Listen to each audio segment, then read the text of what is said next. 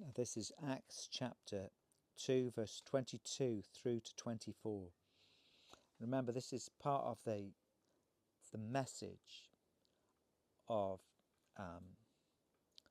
Peter on the day of Pentecost. People say a sermon, but it sounds a bit tame compared to this Holy Ghost message that this man of God has for the people on that day. Men of Israel, listen to these words. Jesus the Nazarene, a man attested to you by God with miracles and wonders and signs which God performed through him in your midst, just as you yourselves know. This man, delivered over by the predetermined plan and foreknowledge of God, you nailed to a cross by the hands of godless men and put him to death. But God raised him up again, putting an end to the agony of death, since it was impossible for him to be held in its power. This is wonderful. It's just so simple. The straightforward, simple gospel. Jesus of Nazareth was attested to by God in the land of Israel by miracles and wonders and signs which God performed through him.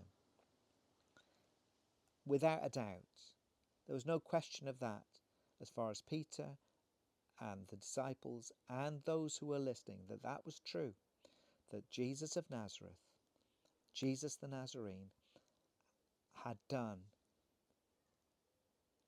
significant miracles, or God had done significant miracles through him, but miracles and wonders and signs. But he was delivered by God's predetermined plan and foreknowledge, and he was nailed to a cross by the hands of godless men, and they put him to death. Jesus died on the cross.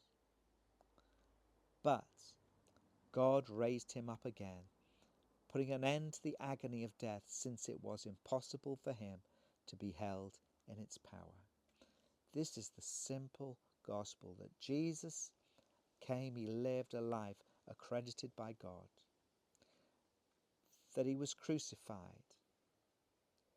that he was taken down from the cross, he was put in the grave, and he was dead for 3 days, and on the 3rd day he rose again from the dead, since it was impossible for him to be held in the power of death, because he was greater than the power of death.